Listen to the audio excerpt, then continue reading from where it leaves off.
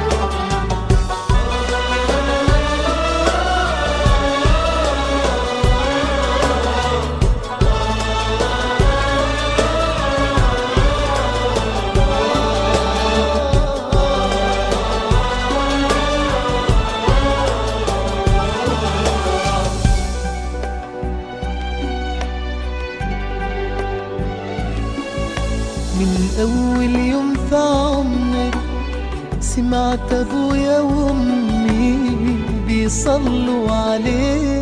اللهم صل عليه. الله حببني في الإيمان، حسسني بالأمان واتعلقت بيه.